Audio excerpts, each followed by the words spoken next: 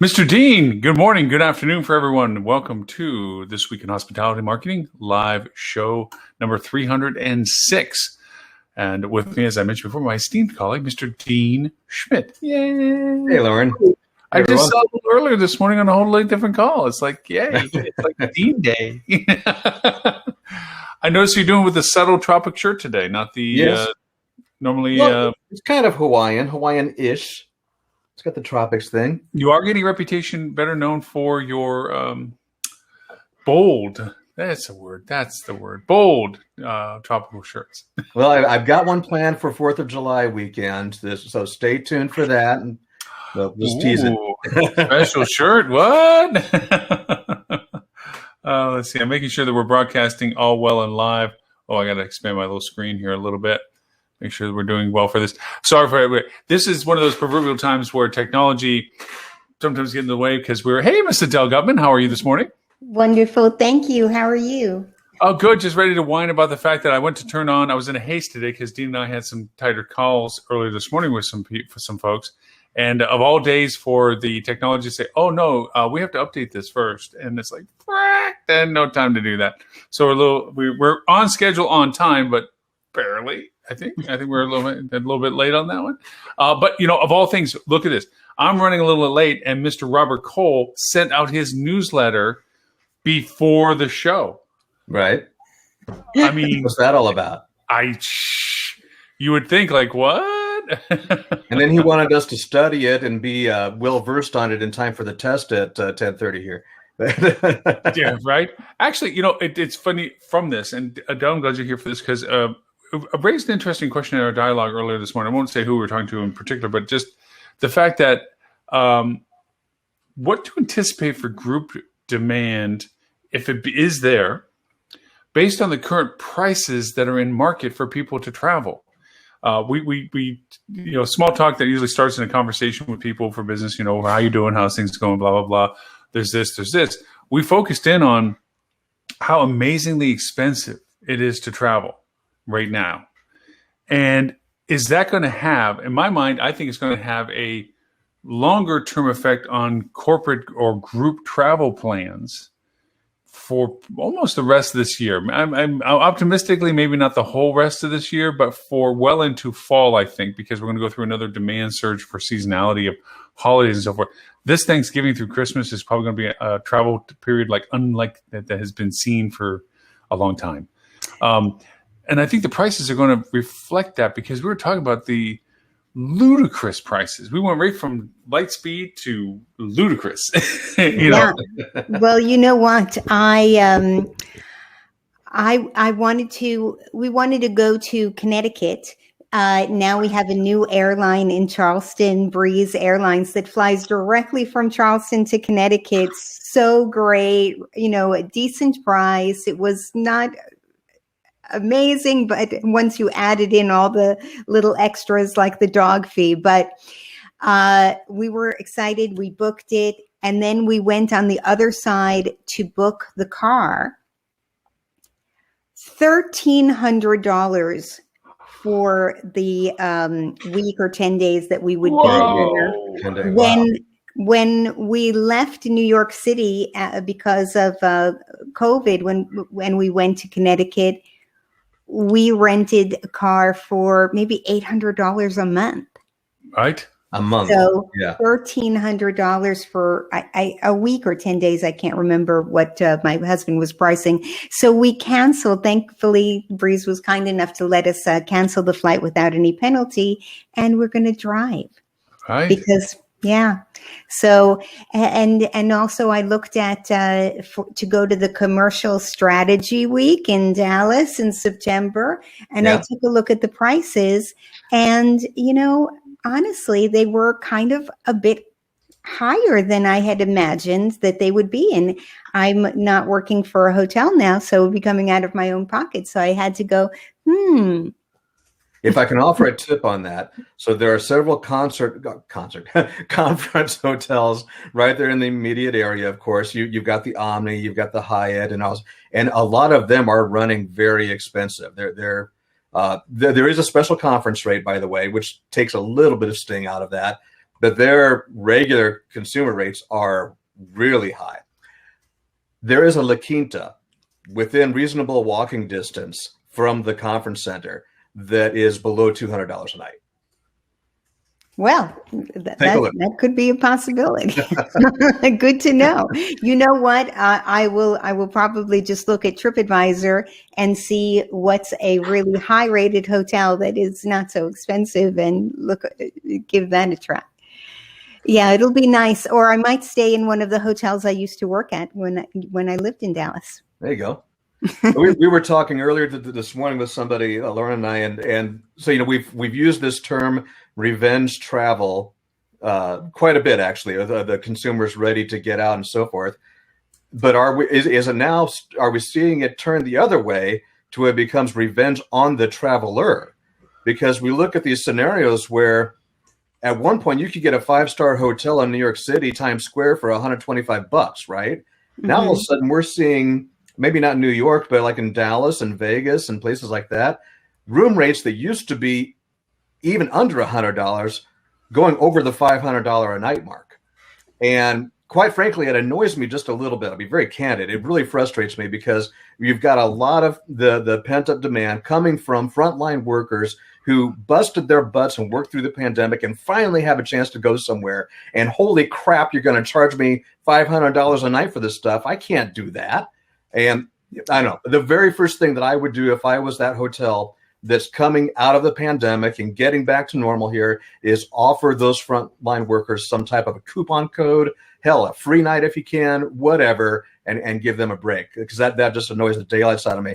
But all this time that we as an industry and as travelers have been trying to support you when we could and say, yeah, we need to help these guys out. And now you're just turning around and socking it to us with everything you got. Come on. At lower levels of service. Yeah, at lower levels of service. And that's really the shocker. If you're going to charge, I mean, Dr. Peter Ritchie from FAU, who has been, I think doing surveys with over 80,000 hospitality students, which are often actual hoteliers that just maybe are on furlough or just wanted to level up their skills. What was he saying? He said that there were hotels that were charging $1,000 a night and still not offering housekeeping, not offering the breakfast. It's, I mean, come on, you can't say you can't pay a fair wage for housekeeping and maintenance teams at $1,000 a night, and at $500, the same is true. Yeah. And you know what? At $300, the same is true. It's not. I mean, it's one thing to say that at a $100 or $79 a night hotel, they have different challenges. I read this morning a post. I'm not going to say who or anything like that, but a director of sales at a hotel is director of sales or director of sales and marketing, but I think it was director of sales. He's alone at the front desk that night. He's got 10 arrivals yet to come. He has one housekeeper, and he's already fixed a toilet, fixed an air conditioning, gone into the laundry room and fixed something in there, escorted a trespasser out the door, and and people are getting mad because nothing's getting fixed fast enough. Nothing's getting, the rooms aren't getting ready fast enough. I mean, who is owning these hotels that are leaving these people alone who are managing them? I mean, if I owned that hotel, I mean, I'd be over there with my family trying to get things done. But these people feel so abandoned. Well, it's a hypocrisy that we face. And let me just step back one step into where I first feel the hypocrisy and then how it grows beyond that. All of us in the industry, when we traveled because we worked for a corporation or something like this, always benefited from our relationship with the hotels when it came to affordability. If we weren't traveling on the company dime, we usually had a pretty discounted relationship with somebody because of our involvement in the industry. by the same token, we walk around and preach and beat on pulpits about rate and rate integrity and growth of rate and generation of revenue and so forth. We push all this need to high rates until, as we point out to ourselves, wait a minute, it's on my dime. Whoa, no, right. I'm not going to stay there. I'm going to stay down there. And, Robert, and I wish he was here to talk about this, has been phenomenal always under the auspice of, I just got to find the one dumb revenue manager, the one person that left a certain rate open for a certain ways and forgot about it, and I'm able to get an amazing rate. Because we started doing this comparison. When you run your own business, every dime is $1, and you're going to want to optimize what you're doing. You don't want to be that person that says, well, you should max your rate, but by the same time, give me a discount. Because really, yeah, if I need to be coming there for business, I'm expecting some sort of that value. But if I'm doing something where I'm attending a conference, like we're going to go to high tech or HSMAI's events and stuff like this, the hotel rates are freaking off the chart, not even worthy of consideration right now. They're just exploitive at this point. Now, on our day job, we're talking about, well, get the rate that you can get, so forth and so on.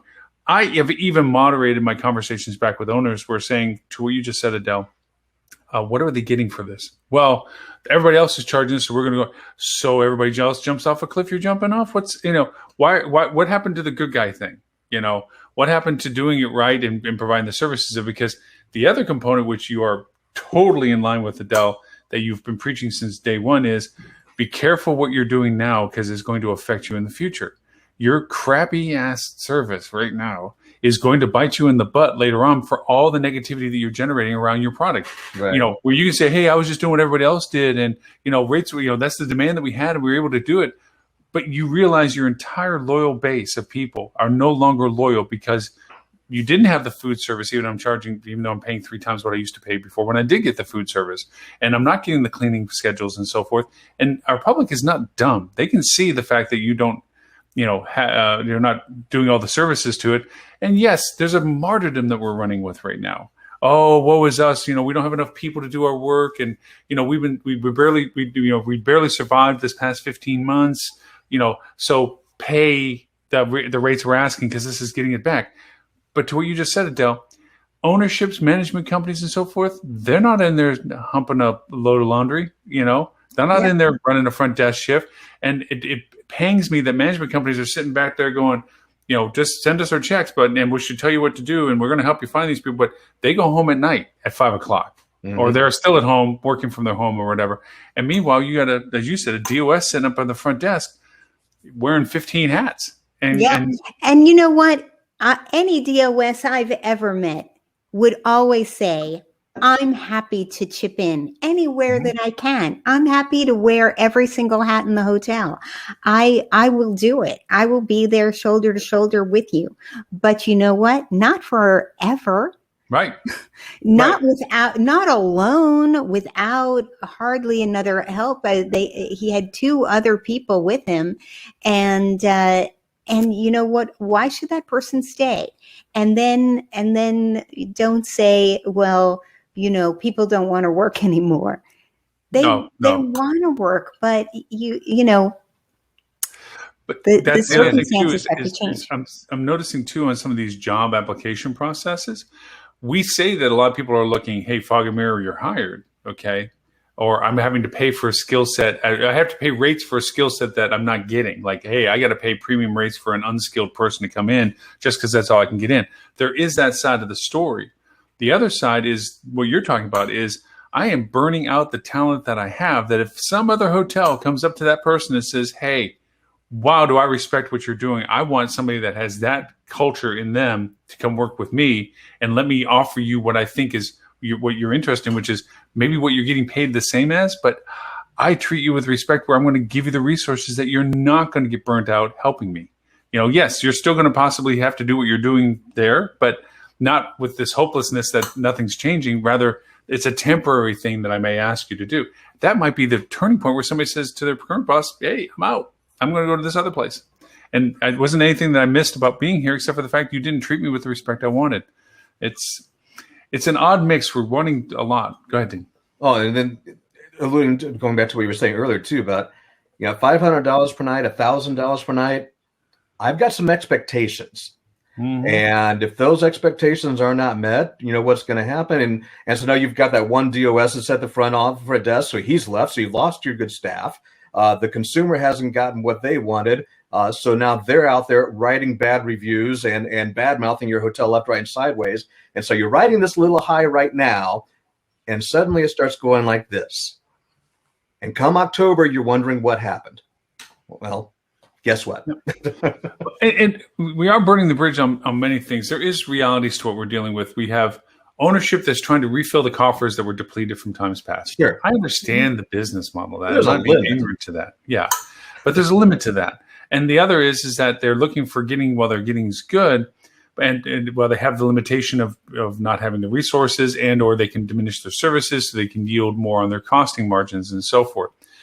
But all that being said, they're burning a future bridge with stuff that I don't know is completely repairable in a way, because even if you were a good hotel and you got your rate now, rack on the back of the door thing plus, and not providing the level of services, aka cost of those services, and you're not looking to replenish your people and so forth, you're marginally great now, but the backflow of people, the future tense when you have to get back into that mindset, because we've had discussions all week and the week before, and Dean, you've been there, where we've talked about when the market turns to a competitive market again for marketing, how do you stand? And if you lost a full 1.5 on your review scores because you suck. Now, conversely, that's also an opportunity for you. So if you are that hotel that is charging a fair price, yes, you should be getting a strong price right now. Make no mistake about that. $1,000 a night is not reasonable, though, unless you are the Four Seasons in the Maldives, maybe that. Okay, but for a typical, city center hotel, come on. All right, so you're a hotel. You are charging a reasonable price. Yes, you got a strong price, but it's reasonable, and you're delivering a quality experience while that other guy over here isn't. Now, guess what happens? Your score starts going up. Your market ranking starts going up. It's an opportunity for you. You can gain share against those other guys. Yep. Yeah. Who was your competitor before that may have been ranked higher than you, or now all of a sudden you're the pace runner when it comes to that. I think what we're going to see, I'm not trying to be some sort of fortune teller, but I think we're going to start seeing social media pushback more than what we're seeing now. Right now, we're seeing the errant people that are just fed up, want the one-offs. Like, this is bullshit. I can't believe I'm paying this rate. So they're one-offs right now. But I think when there's enough of an echo chamber of that, where people are like, I'm not the only one that's really pissed off about this. And I understand everybody's trying to get back to normal and everybody's wanting to come and show up so you can charge higher prices. I get it. But $1,000? Are you kidding me? Right. At that point, it turns exploitive. And I think you're going to start getting a social media pushback. I think it's going to land on deaf ears, because the business owners, runners of the hotel are going to be like, I'm still going to make the margins I can make while the getting's good. And they're going to just burn both ends of the candle to do that. Smarter ones will realize that it's time to ease off on the gas pedal a little bit and be a little bit more in tune with what they demand versus the reality is for some of their guests that are wanting to come. But the ignorant ones are going to be like, until it no longer has the demand that I can charge the rate, I want to keep pushing rate. And I think that's a product of our hyper elevation of revenue managers. I'm not trying to dog on revenue managers, but that's the carrot that's always been put in front of them. Maximize rate, maximize on demand. Yeah. And the thing is that they're not just maximizing on rate, they're maximizing on occupancy when they don't have the staff to really accommodate that many people. Yep. They can't take care of that many people fast enough. Yeah. I made the comment in conversations we've had on Clubhouse and so forth. On a personal level here, we're just now beginning to go meet our friends in open air restaurants. And there's one just a couple blocks from where I live and so forth. We went down to meet them. The food's not bad. It's bar food. It's average. Nothing really to write home about, So we went down there, and the sandwich, the patty melt, that I was like, oh man, I'm going to get a patty melt. I haven't had patty melt in a long time. Get a patty melt. The sandwich is about a third smaller than what it was. The portion of the fries that came with it, which was a big treat for me for being on the fact that I'm trying to lose weight and everything else. Fries to me is like a bonus, like, ooh, I'm going to do this. This is going to be good, and it's a smaller portion, which probably is a good thing. But the price went up almost double for a smaller portion, smaller amount, All the prices went up. I'm not drinking right now, but I had some iced tea and stuff like that. And then there's the COVID cleaning fee that they threw in, the mandatory tipping because they wanted to make sure that. But meanwhile, and so it really for the two of us to go and sit and me have a tea and Renee to have a beer and 2 sandwiches was like $60. And I'm sitting there going, in the world of what other people might be comparing to, it's not bad. But for me, it's like, that was a $25, $30 thing before, So one, I'm not going to go as often. So you're shooting that in the foot. 2, I'm really not happy with the whole, and the service was average. It wasn't bad service or anything like this. Place hadn't really changed much. So it's kind of the same place I expected. Those things were baselines. But by the time everything got paid for and so forth, I kind of felt like, okay, I know you're trying to make back what you kind of lost and you couldn't open the way you're opening and you're happy to have us back, but Happy isn't charging me twice as much to do that. I'm not going to go out as much for that. To me, it's like we got kind of spoiled being at home. It's, even with food prices going up and everything, So you just need to come to Nebraska. I know this little place, Bob's Bar and Grill in Martinsburg, Nebraska, Woo! that you'll get a hamburger and a plate of fries for under $10. See, all the reason why to go to Nebraska. But there you go. That's true. But it seems like we are in that exploitive mode right now of trying to make up for lost time or lost revenue from this past 15 months. And yes, people feel a little more flush with cash because they hadn't been spending it as much. So the relevant value of it doesn't seem to be as much as it is the value of being able to do it. Get that. I understand all that for right now, that seems to be the focus of a lot of stuff right now. But I think that's going to burn off. I think that's going to begin to push back on us, and it's going to hurt some of the things that are going on. These who was talking to us? They were flying from Dallas to Atlanta, hub to hub, and the nonstop ticket was over $700. Yeah. Wow. And the 2-stop ticket was not much better at $500, and that was 2 stops way the heck out of everywhere: Chicago, Philly, Atlanta, or something crazy like that. But it was only a couple $100 less. That used to be $120, $180 ticket. I understand. Prices change, prices go. But we're seeing rise in inflation right now too. So value of dollar is going down. Prices of items are going up.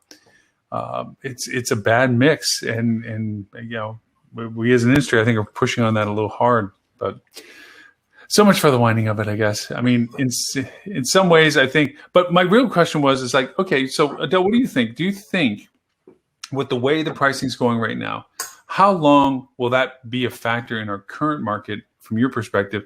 And do you think it's going to hamper, straight up example, late September going to high tech, where, go and get a hotel room is going to be a $400 or $500 a night thing, plus flights of, $500 to $700, plus if you're not getting a rent a car, because gosh knows you already scared me away from that. That was in Connecticut. I don't know what it'll be like in Dallas, but I've heard so many stories. I mean, people trying to get a rent-a-car in the Hamptons, for example. Well, you can imagine, I mean, how the prices there have gone up. And of course, Hawaii. But I've heard that that's a problem everywhere now. I believe it. I was pretty shocked. Will it last? I don't know. I think that, for example, January and February, December, for northern places, those are really tough times in the best of times for us to fill with hotel guests. So I don't think that is going to be happening necessarily at that time, unless you're in a hot weather place where people are trying to get out, and everybody's going to want to because they didn't get a chance to get out last year. So I think that we'll just have to see how the season goes. But September is a lovely month to travel. Yeah. I mean, if you're not afraid of hurricane season, yes, it's a lovely month to travel. So for me, I think personally that the travel for Thanksgiving and the travel for Christmas are going to be massive. I think that this ability to come back for these particular holidays now, I agree with you. It's going to be very sensitive to each market as to how this happens. But, like right now, for instance, I have clients in northern upstate New York. They were getting derived business from people that they were leaving New York City because there was nothing that was done, and most of the stuff were closed. Well, now that tide has shifted backwards, and now they're losing their local demand market for people now wanting to go into the city to enjoy the fact that the city is open again, and they can do all those things. And so, it's good for New York that they have that, and it's good for New York that they have the demand for it. I think the magic of New York and Christmas is going to be a massive bucket list request of people. Like, I am not going to miss this in case they want to lock us up again. I'm going to go catch New York during Christmas, because you can't put your finger on it, but it is pretty cool. It's just a neat place to be, in Chicago too. But it's a mixed month. We have it's busy from Thanksgiving to the second week of December. Right. And when it actually is Christmas week, everybody's got a sale. Everybody's begging for business during that time. And some years we get lucky and we fill up pretty well, but it's all with packages and discounts and incentives and everything. And a lot of marketing has to go into that because people are home with their family. Yeah. Or they maybe have gone to the Caribbean, but they're not usually. Yeah, it's definitely a tough time. January and February, even for New York. Yeah, I mean, we have to really hustle to get the business in. And I remember, SDR would always be saying, "What is wrong with you people in New York? Do you not see that there's a huge demand of people coming to the summer to New York City? Why are you always dropping your rate by $150? Because we wouldn't be full otherwise. I mean, nobody would do it if we didn't need to. Right. But January and February, that's really tough for us. So I'm hoping for the best for New York, for a great summer and a great fall. But we're really going to see the truth of the recovery in how January, February is. I think you're spot on with that because, and as Lauren was saying too, with the Thanksgiving, Christmas time period, there's a lot of people that didn't get to go see family this past year, either due to travel restrictions. Family could have been in the hospital for numerous reasons. And so now we skipped the holidays last year. Let's just call it that. And so now this year we're trying to catch up and make up for that, the family you haven't seen and so forth. And that gets us through the holidays. And then Adele, to what you're saying, now what happens in January? Yeah. And also it's really going to make a difference, like what pathways open up for airlines, because a lot of places, a lot of cities count on international travelers. And that's the other part to it too, as to where will we be for allowing and them being allowed to travel into the U.S. I had a real interesting conversation with somebody in the clubhouse that was in England that was not aware of how the EU community is being presented here to the U.S. We're getting advertisement that says Europe is open. Right. Come visit. And they're like, are you freaking nuts? We got 3 zones, green, red, yellow. We can't even get out of our own municipality, because I raised the question, it says, do you think there would be kind of the ugly American envious tourist perspective for people in the European community? Sees the American tourists running around carefree and happy because they can come in fully vaccinated. They're being welcomed in fully vaccinated. And meanwhile, they who have yet to get their vaccinations or have scale of vaccinations to reduce their restrictions are looking at you through the window, watching you parade down the street. They can't go down. Where does that going to go? And what's the real benefit of the travel for the U.S. person that goes over there and still things aren't quite open? I mean, lots of places. Greece has announced what they're doing. Italy's announced it, and they're all with fanfare, like, oh, all of our attractions are open again. But if you look at the local restrictions, they don't even have ability to enjoy the very thing that's down their road, pretty much. And we're being welcomed in with vaccinations. So in England, he was like, "You're kidding me." He says, "We don't want anybody here. We don't want And if I saw some as he said, bloke walking down as a tourist, and I can't even go to the local grocery store because it's out of my range of where I can go and get fined. He says, I'd be And I think there's a misstep to all that. I know from our Canadian clients, everyone's looking for the end of summer to open up the border. But Stephanie Mayo, she's with us on Clubhouse. She talked about her firsthand experience going to Toronto. She had some family affairs and she used to take care of, and her family was up there. The reality of going through the quarantine cycle is painful. Oh gosh. The paperwork that's required, the fees that are required. It's $200 to take the test that you're supposed to have before you go, and it's $200 this, and you have the quarantine of 3 days and 14 days and 10 days. There's all these variations. You have checkups. She said she was on the computer when she finally got to Toronto in her hotel room, and she was filling in the form indicating for her virtual testing. She was taking. You have to take the test in front of somebody on the camera. You're literally and you're putting it in and sealing it and sending it. They have to watch you do that. Nobody tells me that. So as she's doing this, somebody's knocking on her door. She's not supposed to have visitors, so she's not answering the door. She's like, I don't know, maybe it's housekeeping on the wrong door or whatever, but I'm not answering the door. It was the verification services that she was in the room. She got slid a note saying, you didn't answer the door to the verification services. You're being reported to the police with a possible $5,000 fine and extradition, blah, blah, blah. And she's like, what the hell is this? I can't answer. Nobody, so she's going through all these processes. I'm like, and it's not cheap. It's $300 a day with warm meals, and that's arbitrary. She was going through all what you had to do about being identified and where you could travel to, where you couldn't travel to. She was only authorized to go to the facility that her family member was at.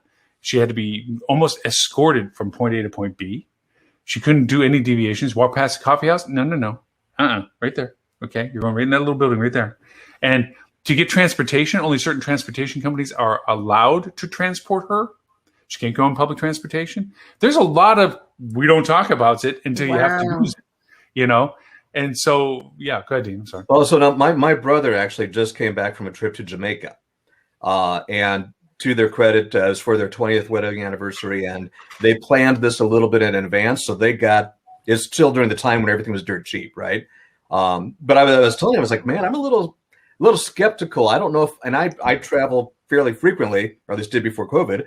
Yeah, I don't know if I would be comfortable going to Jamaica just yet. I feel like maybe you're a little bit ahead of the game here. But that said, and by the way, he just got back, so I haven't sat down with them and gone through the whole thing. But so far, the worst thing that happened to them is they lost their luggage on the way back. But they didn't have any issues with COVID, right? They took a test at a local medical facility before they went here, and were able to take that with them, show them, proof that you got tested. They've had their vaccinations. They've done all this stuff. They went there. They pretty much had to stay at the resort, but you're at a resort, right? So that was kind of the idea. Because you go here, hang out. They got a beach, all that kind of stuff. They didn't really have to go anywhere. They didn't have to stay in their room, so it was okay. Right. Just had to stay at the resort, and of course come back and get tested again. So really, they didn't have a whole lot of issues on their trip. You can imagine how irritated, I won't even use the bad words, you'd be if you were on Southwest Airlines, you checked in your luggage, you're on the plane is taxiing, then call back to the gate. They can't fly because the weather system that Southwest uses is shut down, so they can't fly the plane. Then you go back to the gate to find out that the planes aren't flying, okay? Any of them. But meanwhile, your luggage can't also be off-boarded because there's no tracking capabilities for them to know where their luggage will be because they don't know if the plane's going to go out or not. So people's luggage actually got shipped to some destination and is sitting in a big pile in some airport, and they don't know whose they are, and they're going through the sorting process while you're waiting for them to find out whether they can even find your luggage. And your whole flight got canceled and everything got shut down, and you dropped $500 or $700 to have that pleasure. Your luggage had a better trip than you did. And Southwest right now is not refunding the money. Oh, wow. I'm like, oh my God. That would be that'd be a whole new level of pissed off. I remember, and this goes back many years, I think it was actually 2008 or 2007, the meltdown with U.S. Airways, but before they merged, and all the luggage piled up in Philadelphia, big piles of black suitcases that were, made the news, where all the planes defaulted back to their hub to bring the luggage and so forth. They're open to travel. Bermuda. Yeah, Bermuda. That's the best. Yeah, that's nice. Yeah, it is. It is funny. We U.S. wise have a bit of a bias. As the guy with England was telling me, he's like, "Look, you're awesome. You can go between states. You can go up to different places. Blah blah blah. Here, no. even though he can go up to Scotland in 2.5 hours, the rules are completely different, and he can't travel that far anywhere. He can't go anywhere for that kind of stuff. And that goes back to the tourism demand stuff. Going back to New York, it's like, if towards holidays, international travel can happen, I think you'd find a lot of people wanting to come to New York. If it's not, you're still going to have, I think, a lot of domestic holiday interest. To your point, that was like, there's certain moments and points to it. I also think the duration of Thanksgiving is going to be much larger than the weekend of the holiday. The Thursday through Sunday thing, I think is going to be a whole family. We're going to really yield this. And as we talked about earlier with Dean, when we were having that conversation with who, are we giving business to Airbnb and VRBO? Because we're throwing $700 room rates around for limited service options. And meanwhile, you can go rent a house for $250, $300 from them because their prices are about that. Yeah. You're going, that sounds like a hell of a lot better deal than me paying for a hotel that I'm not getting any service from. Yeah. So I've come to terms with having limited service. I can have a room. I can have a house. Right. Yeah. And the thing is that they may have a minimum stay, and you do have to pay extra for the housekeeping. That's like a separate thing. Yeah. And the cancellation policy is a little stiff. When you're calculating it, oh, that's true. Oh, well, that's absolutely true. Cancellation policy is completely different. It's a commitment. But we include it, but when we're making the decision, should I stay here or here, you're not thinking about the housekeeping fee, and then you go, oh wow, I can't believe I just paid that much. Right. And then they tell you to clean up your house. That people are trashing their hotel rooms right now, completely trashing them, and I think it's probably somewhat because they're not getting daily housekeeping. So after a few days, it looks really terrible. Yeah. And they're ordering in food, not eating out and about. So all that crap is all over the room accumulated for days. Somebody should be taking out the trash every day, even if you don't have daily housekeeping, actually sanitizing the room. They should at least take out the trash. But anyway, it's an extra charge, and so just keep that in mind. It is not really the same thing, but if you have your own private pool, that's pretty cool.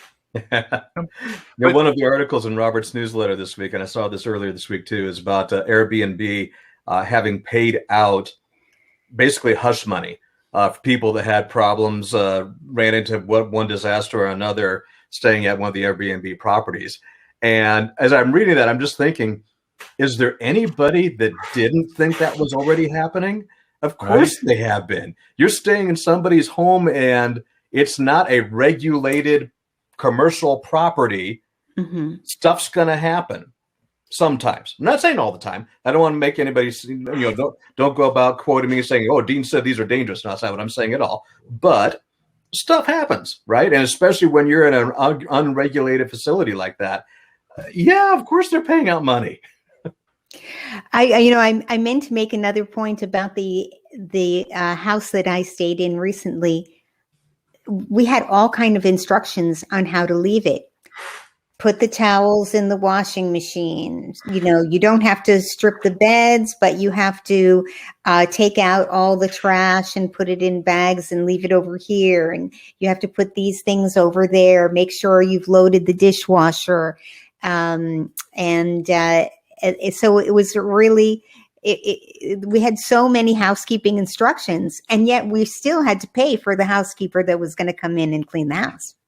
Yeah, it's interesting to hear you talk, and then I hear other people talk about their Airbnb. That was great. We all got to hang out in the living room, blah, blah, blah. It is a matter of how, and it goes back to what Dean just said, the unregulated aspect of it, the demands of one host to another.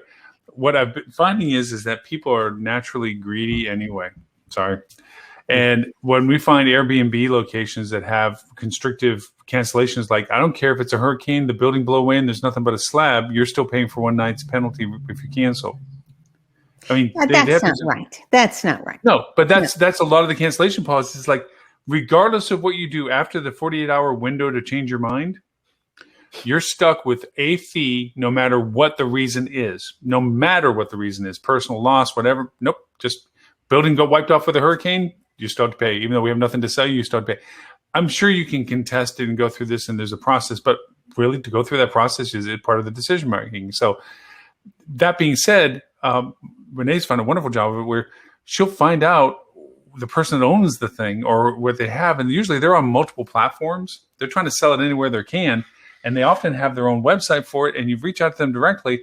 Yes, they may still try to enforce some sort of cancellation fee, but usually dealing with them directly, you can get a better rate, less restrictions. So there's a book direct for Airbnb. Book direct for anything. Yeah, right. Now, because you remember the condo hotels where the condo hotel is trying to sell it as a hotel or as a resort. Then you have the individual owners, which we've all dealt with from a marketing perspective, that are self-selling their own product. They're putting it on the Airbnbs, they're putting it on the VRBOs and all that kind of stuff. And the difference is that they can't offer the amenities that the condo resort are giving, because only the owner of the condo can benefit as a participant at the resort. I have this firsthand, for we had this problem where you had to have the owner's keys, the owner's card to use the pools, the tennis, the spas and things. And some owners went so far as to actually give their tenants their cards and keys so they could offer and sell the fact that they could sell their room as if they were the owner and enjoying the benefits of the association. And it took forever for us to find those things, those people out. And then on top of it, they were constantly messing with our local Google My Business stuff, because they were constantly trying to make their one single unit address validate for that address that was for the resort, and was constantly jeopardizing. And no matter how much we told the owners, like, stop doing this, you're hurting everybody by doing this. They don't care about everybody. They care about themselves. And the people that were worst at it were the ones that had the low rotation inventory. They weren't putting money in to renovate their units, so they were being pulled out of the normal rotation of bookings, because the 70s shag carpet and the swag lamps hanging off the corners isn't exactly the selling point when somebody else is dropping a lot of money. Yeah. So they were the ones that were more aggressive about self-selling their products, because they weren't getting the normal rotation with the condo ownership based on the fact they weren't keeping it updated on schedule. So there's just so many little moving pieces that drive people crazy on these kind of things. But those are the cracks that we have to look for. Like you're saying, it, I was like, making travel decisions now, it's not just going to one shop. And that's what Expedia is trying to offer. Oh, we got you. Their ad campaign. Oh, we got you. Mm-hmm. They're not a freaking travel agency. You're not even a number. You're a hyper hex code. I'm trying Rashida Jones. She must be making money coming and going for all her wonderful promotions. She's good. She's good. No. I was just thinking, what do you do if you're in one of those situations, like some hotels, for example, in Myrtle Beach, where you have condo owners who are renting their units by themselves, and you have it's in the hotel, and so you have the hotel management trying to sell that property and get good reviews, but the individual owners who are renting out their things individually don't necessarily have the same furnishings, the same cleaning policies, the same decor, the same maintenance. I don't really know, but it's very much two different things. And one is trashing the other one's reputation. Yeah. I wonder what it is that you do in a situation like that to distinguish the two businesses. It must be very confusing for the consumers. Well, the first thing you do is, if you're going to run it like that, and a lot of people do, I'm not putting down people that do it that way, but accept that as being part of the game. That's part of the deal, that as soon as you allowed an individual owner to rent out one of those units in your property, you're still on the hook for anything bad that happens at that individual unit. It is. It's funny, to your point, Adele, we've had exactly that circumstance. And there is only certain levers that the organization can pressure an individual owner in performing. Their fiduciary responsibility of commitment of inventory is one thing. where to be in that condo ownership cluster that they committed their inventory into, there were levels of commitment that they had. How well they were written and how much they were enforced is an issue because, case in point, we had one other unit that the person had on financial hard times, family loss, and so forth. The dogs are in. And so they gave them a waiver, a temporary waiver, not to fulfill the mandatory annual rejuvenation of the property. Like, okay, we understand that you can't financially redo some of the FF&E. That was used to beat them over the head for another unit that didn't want to do their FF&E improvement as citing an exception. You created an exception for them. I want an exception. I can't do it this year, when there was no verification that they couldn't or couldn't do it. It was just they didn't want to do it. Once that wedge is created, you get a lot of older retired people that are professional in their previous lives, and they have lots of times to waste on this kind of things, finding the cracks in the little holes of exception and so forth. And then you have the owners that the service can only control, well, if you don't do this, we're not going to put you into the inventory cycle. There's the preferential units that are, beachfront view. They always go in higher demand. People always want their rooms. A lot of times the room is available. It's unsellable. I can't sell that room again because I have to put you into the rotation of another room that isn't beachfront. It's a revenue nightmare because you got a revenue manager that's trying to yield, and they literally can't sell what the person wants. They have to limit the inventory based on the cycle of distribution. Wow. So you have other things. There's some solutions that have been coming into place, which is called rev share demand. I got the unit that is the most demand. Adele, you don't. But I share a larger portion to the pool of general revenue share for everybody because I can get my units sold more frequently than you can get your units sold. You have the decision of, well, it's two-edged sword, because then there's times where I don't feel like I want to put any money into renovating my unit because it sells because of the view and everything else. And the reverse of it is, Adele, you're not making enough money off of yours, so you don't want to renovate yours either because you're not yielding enough off of it. So the association has to deal with both conversations, and it is like literally herding cats. And when it comes to it, because everybody has their personal perspective of why they're doing this. They think they own the place. This place I'm talking about, I'm not going to name them. You have those people that own the condo units that are for the resort. Then you have actual owners of condos that aren't in that mix that are also associated. Then you have this very high level membership of people paying to be able to use all the services of this resort. And then you have golf and membership and spa membership and resort membership, have all these different people. And when it comes to demand time, there's not enough chairs around the pool for even one group of these people. And you got who's peeing on whose leg, who's more important, who has the higher priority. I pay full membership, so I have the right to this chair. And the person's like, I own the freaking condo right above your head. I have the right to do it. And it turns into a whole nother mess of who's more of a priority, who gets the privilege of doing these kind of things.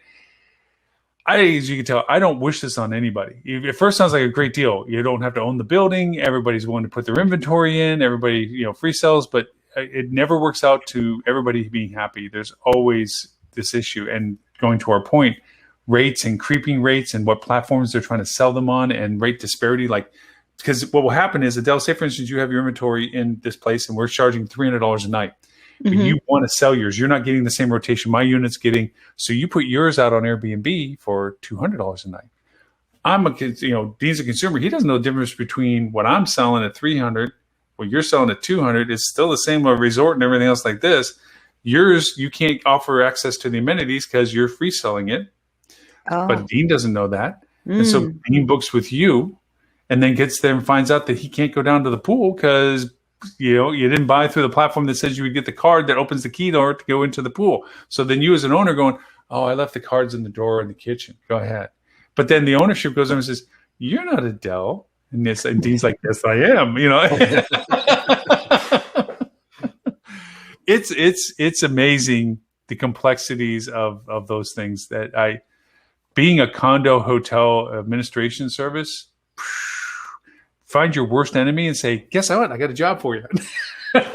Well, you know what? It sounds like it's not such a great option for the consumer either. No, because it really is a mixed bag depending on who you're buying it from.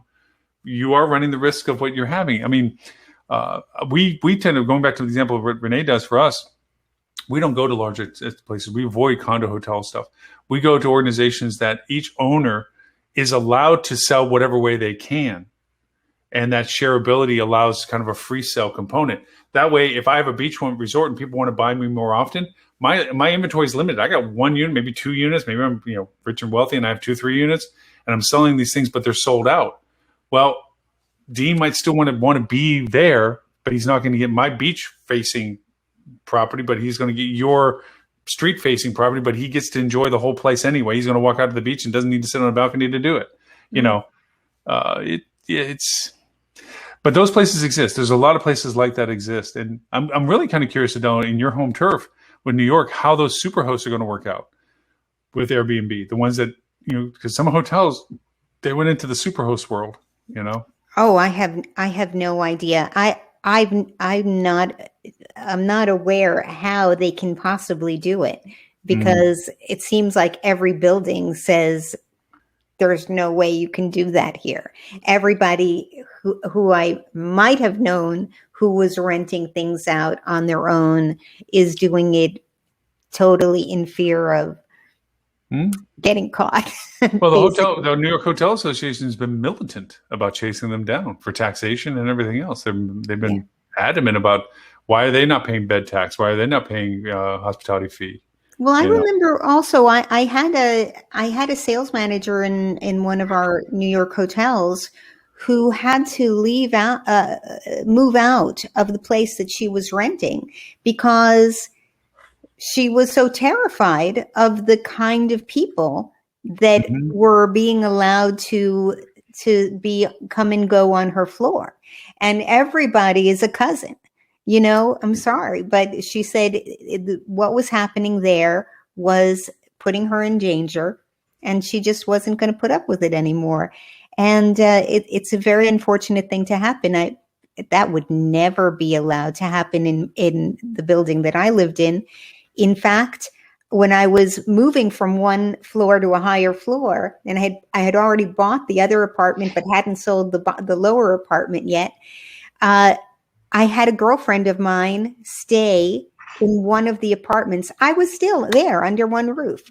And They said, no, she cannot stay there with her son by herself unless you're in the apartment with her.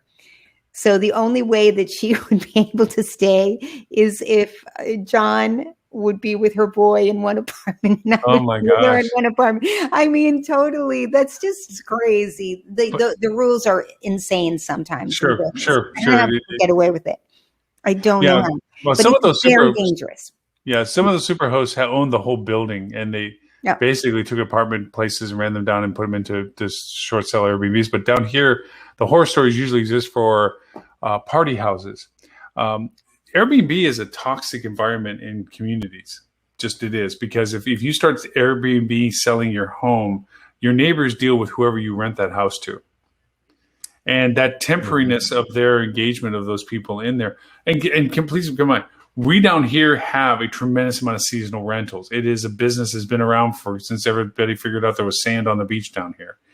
So we have a lot of rules and regulations associated with the frequency of being able to sell. A lot of condos down here, you can only rent it once every 6 months, twice a year max, lots of things, rules, guidelines. So you don't get this temporary short-term rollover stuff. Even with that in place, they're renting out their homes. And instead of going to a hotel with a group or something like this, you'll get people that will go to a house and have a massive party. One, it trashes the whole place. Two, the neighbors have to put up with it. We just got in the news the other day where the neighbor went over to the Airbnb house to say, guys, this is not acceptable, this screaming, and they get a gun pulled on them. It's like, yes, I mean, you have to be careful. It's like, it's amazing. I mean, we're dealing with that in society right now. We see that, and we can bring that up in conversation today too. But just this aspect of anger, this pent up anger. I think I talked about this way back before we started letting loose with the vaccinations, that we had to start training our teams about the anger that people are going to be traveling with. That I mentioned running out of coffee in the lobby, and the person's full tilt bonzo because there's no coffee in the coffee thing in the lobby, and the staff needs to realize it has nothing to do with coffee. It has everything to do with all the stuff, and we're putting fuel on the fire with the rates we're doing. But anyway, go ahead. And we're also not training them to think about things properly, and to understand that they're not attacking them. They're just telling you how they feel about a problem, as you are a representative of the company, yes, not because you did it. I can't believe sometimes when I say, that something was a problem, how often somebody will say to me, well, I didn't do that. I didn't have anything to do with that. Right. As if, why am I telling them? Well, who right. am I going to speak to? Right. You're on the payroll of this place, right? Yeah. Just an example, there was someone who complained, very frustrated. Oh gosh, I had this father of the bride, the parents of the bride, or maybe it was a groom, come in, and it was 11 o'clock, and they wanted to know when they would be able to get into their room. And I explained to them that the check-in time is 3 o'clock. And they said, but the wedding is at 3 o'clock. So, where can I get ready? And they said, I'm sorry, but it said in your confirmation and in your pre-stay email and on our website and on the booking engine that it was 3 o'clock, and did not. And they were just venting, like, what is wrong with these dumb guests? And some people were very say, yeah, what is wrong with these people? But some were going, hello, couldn't you help them? Somebody's having their child's wedding in your hotel, and couldn't you help them and help them find a place? We have to teach our people to think less about talking about the policy, right, and more about how to resolve things. If you don't have that room available, maybe you have something else. Maybe there's a meeting room they can go to. Maybe there's always some solution if you're a kind, helpful person who's looking to make people comfortable and get people what they need. Yeah, the other sad part to it too is on the reverse of that coin, and this is a sad indication of our society right now. The racist actions that are going on right now for Asian Americans, Hispanic Americans, for no solicitation. I mean, it made the news just recently. Some dude on some camera walks up to somebody, does some sort of slur to, and this is an older person, and just punches them. Cold knocks him out. Concussion, bleeding, stitches, the whole 9 yards, and yells at them and walks away for what? What? Thinking about their workforces for whom we have and so forth, I know that the hotels down here in some ways now are literally trying to put teams together to watch each other, that one of their team is not alone on a floor, so that they're not placed into jeopardy. We've been teaching even before COVID about the safe and secure. I mean, we had this issue of abuse to staff members in rooms, housekeeping in particular, from errant guests that tried to take liberties or whatever have you, and going through protocols of how to give, to protect themselves, how to acknowledge any issue or anything like that, and to be willing to report it. That was probably the hardest thing we had to deal with is getting them comfortable to even report it without thinking that they were jeopardizing their job by doing so. Because unfortunately, historically, we were like, oh, that can't be right. That's the guest. He's a nice guy. Why would he try to do that to you or whatever? Or at least we're finally past that to some degree. Not completely, but at least we're looking at it differently, hopefully. But these things are a part of it. And it's a shame because we know this is going to continue to happen in our society as this anger. I mean, when was the last time ever you would think about punching a flight attendant? Not ever. That happens now. Now it's 2,300 times, that these things are happening in the air in the past 90 days kind of thing. And the violence of this, and 90% of them is because of the stupidity of thinking a mask is a political statement. Yeah. And the road rage. A child, a little child, a little tiny child was shot in the car.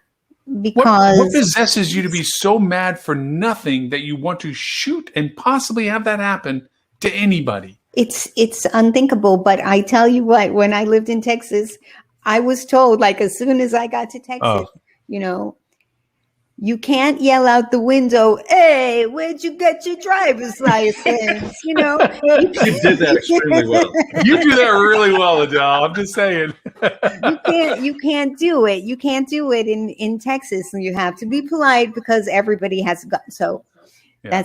that's what I was told. And they're very proud of that now too. Is the fact that the governor, he should be in jail, is touting the fact that you don't even need a license to carry a gun now for any. You can walk around with one on your hip. Why not? That's gas on top of gas on top of fire. It's like really, and you wonder why in Austin somebody rips out and shoots 14 plus people because they were disagreeing with somebody else. And down here in Fort Myers, I'm not just pointing at Texas. You know, and I lived there for 5 years. You know, total is here in Fort Myers Beach. Some fight broke out of the beach. The beach fights are a regular basis down here in Florida right now. Beach fights. And huge, and this guy pulls out a gun. It's got to be less. And I don't want to get into an argument about gun control and that kind of stuff, but we all immediately are concerned about the fact that they pulled out a gun. Shouldn't we be concerned about the fact that there was the fight to begin with? Right. Yeah. Right. Isn't that the cause? The gun is the effect. I mean, there's a lot of, it's funny. I see it in different ways. I mean, this is kind of a tangent to the conversation to a degree, but there's the VR goggles I have, which I keep touting about. There's a game I play called Population One, which is a lot of fun. It's a game that you're pitted against other real players. That, by the way. Yes. And you try to be the last one to survive. And yes, you're running around and shooting people virtually, and that's the part of the game part of it.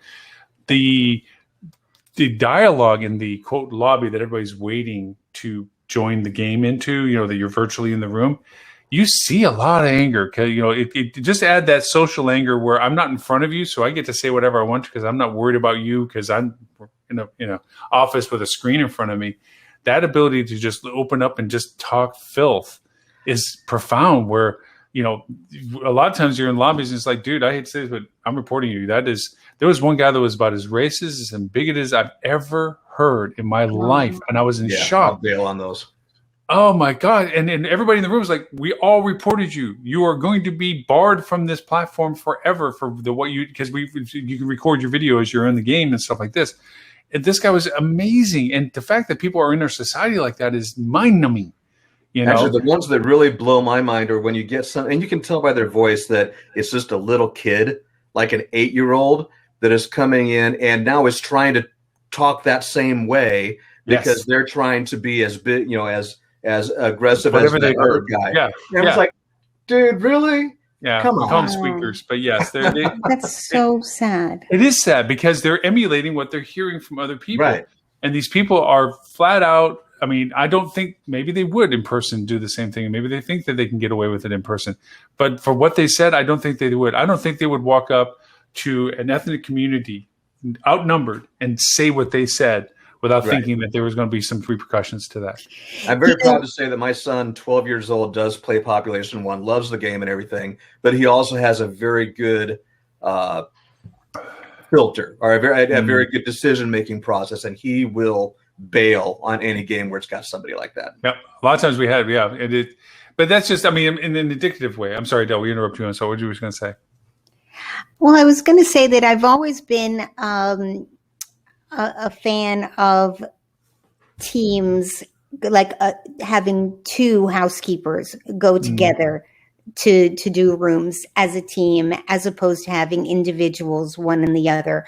I just feel like it's safer. It has more energy. They kind of watch out for each other. Yes. It gives you that team feeling. And really, I think that two people working together is just a lot better system. You can get the job done. If there's a rush order for a room, it's done faster, and it's just much safer, I think, for them, as well as just being more fun. Yeah, and that is really important. But right now, I'm seeing a lot of hotels that have one front desk clerk, in the evenings, And I have to say, a lot of times it's a young woman, and I can tell you, I could not have been a young woman standing alone at the front desk of a hotel. That would not work out good for me. No, I'm with you on that. No, it's true. It's shame that people. Yes, I have a angst against ownership and management companies that are detached from the realities of what they're supervising. Yeah. The realities of what you just described. The person was on a shift that puts them into a questionable, and it's a shame for our society that we have to even say that, because times past that wasn't necessarily the case, but reality is reality now. I'm also a little bit interested in how our demands to travel are going to be. First of all, I think the dude that runs Morgan Stanley is a dork, because he's on some TV show for finance saying that he expects his teams to be back into the office by the end of July. And if they're not, then there'll be a whole different conversation that we're going to have after that.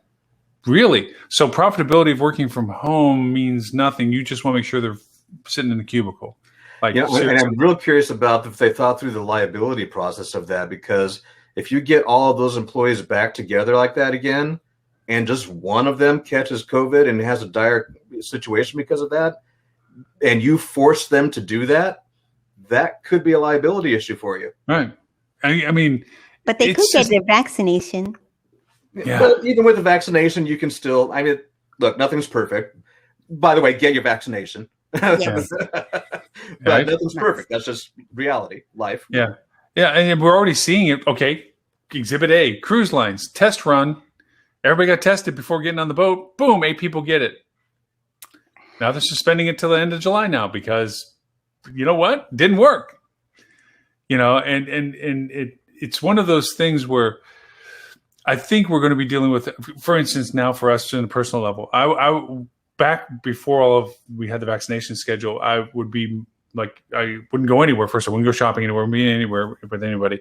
But if I was even walking our dog down the street and somebody was walking the other way, I would move off away from the side to not be near them. If I had to go past them in close proximity, I'm wearing a mask, outdoors as it was. We're slowly getting used to that. Okay, look, outdoors, not wearing a mask. I go to grocery shopping now, I wear a mask. And I know I'm one of the minorities in there right now. And and I get people looking at me, with that kind of look in their eyes, like, you don't have to wear that thing. I don't care what they think. Mine is, I feel that I'm helping by doing this. I know I've been vaccinated, but it doesn't mean I can't carry it. And, it's a progression of time for us to get used to those kind of things. But for some people, they've been so adamant about their position on this. Oh, that's the other fun part. People that said, I'll never take a vaccine, and they're finally saying, I got my second vaccine. Good for you. I mean, you threw it as a political statement for 8 months that this was bogus, and now all of a sudden you see that it's better to get it because now personally you saw somebody suffer through getting COVID. Yeah, it does wake up a lot of people. We haven't had that much COVID in South Carolina, and less than half of the people have had a vaccine. Mm-hmm. But unfortunately, the Delta virus is, I think, twice as fast spreading. And worse. And it is twice as likely to get you in the hospital. And I think, if I remember correctly, that 2 weeks after the second Pfizer shot, you're covered 80% for Delta. I know it's 90 something it's almost perfect for the original one, but although maybe it won't kill you, but it's still there, and it could just happen because you know what? Everybody who wasn't in New York or California the first time around said that we were overreacting, and then everything happened in Texas and Arizona and all those other places, having those terrible situations, and it went to other countries. I mean, everybody was very blasé about it, I feel, at some point, if you weren't from New York. And, I'd hate to see something else happen because got too comfortable. Once again, another reason to move to Nebraska, folks.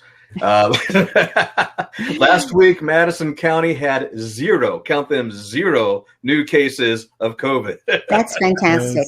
That's awesome. Fantastic. Yeah, I think also too, the dynamics of what we're talking about from market demand and so forth.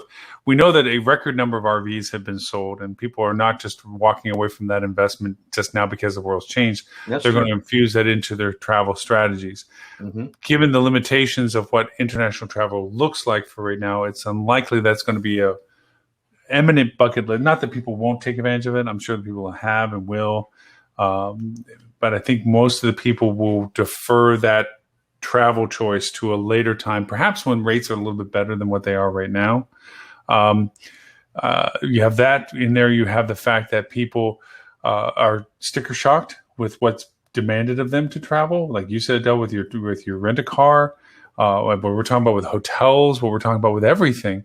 And I think also, I think it's going to have a negative impact on the future planning test, because from a group corp travel perspective or group travel or conference travel, right now, if you go to look, if I were to go to Dallas now, and if I would not, I'm going to drive anyway, but if I wanted to get to Dallas to go to the conference, hotel rates, hotel duration for the time I would want to spend there, flights to get there that are currently bookable, okay, and the modalities of getting there for travel, whether I take transportation, which I know Dallas transportation is not worthy of. I can take a light rail to a certain place, but it's going to be a lot of walking to get from there to there, or if not Ubering, whatever. That price, I mean, we're talking and then that if you have to pay to go into these things, that's the other part that bugs me, is that these conferences are going back to the same pricing schedule they did prior to this.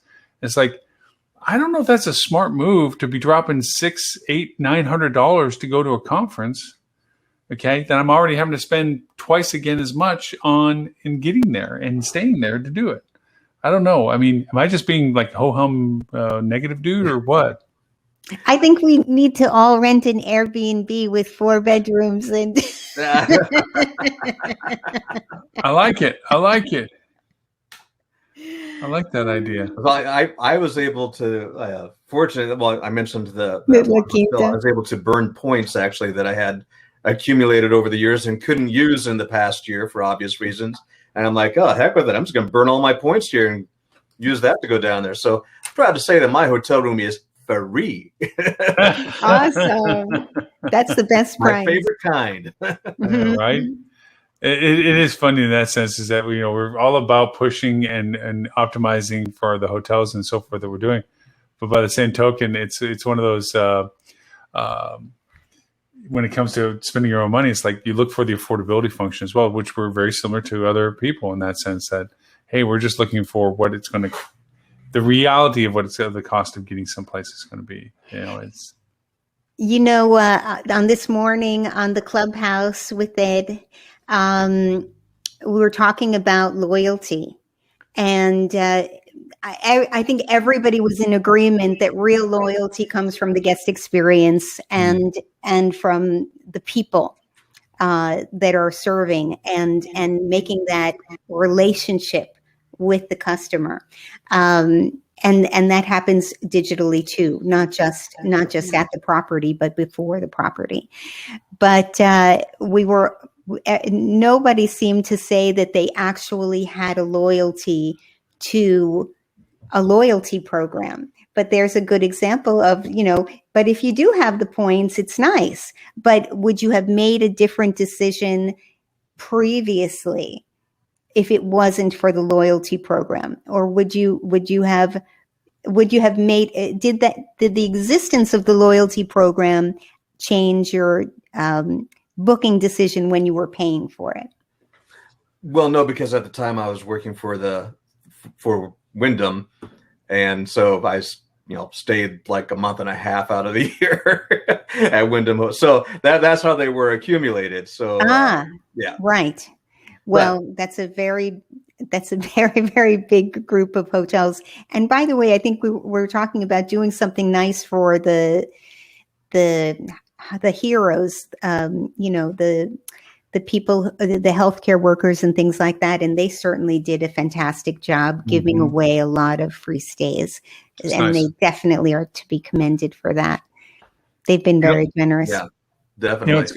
And when we talk about the loyalty versus rewards of a program, and you're absolutely right. I become loyal to that once I get to that level where I am getting some real definable perks. I lived in Dallas for a long time, and if you live in Dallas, you're probably flying on American Airlines. It's a major hub of Dallas-Fort Worth, right? And so I was traveling for business, and eventually got to platinum level on American Airlines. Cool. And boy, it did have some nice perks, right? I got upgrades, I got all kinds of cool stuff. And at that stage of the game, I did have a preference to fly on American Airlines. But if I had been on a gold on American, a gold on Southwest, and just the same level on all of those, whatever. I think, we've had this discussion as well, and many times over, that there's a difference between loyalty, membership, and frequency. And unfortunately, a lot of the hotel programs have squandered their value. When Hilton rolled out the sign up to be a member and we'll give you a different rate to break that rate continuity between all the offerings and the platforms, they never really did much with what it took for people to sign up, because there's always the percentage that signed up simply to cancel it, or they put a bogus email in just to get the discount availability that the sign up gave them and so forth. But they never really offered beyond that the value of what it would be to get that relationship started. They hit upon a great chord to get people to sign up. Hey, do this and we can offer you a different rate, a strike-through rate or a membership-only rate. But they didn't really exploit the influx as well as they could have, I think, with what that relationship initiation could help them for. And again, it goes back to, we've had lots of restaurants discussion this past week in Clubhouse, and a lot of it goes down to a lot of restaurants, they don't know what to do with that relationship anyway.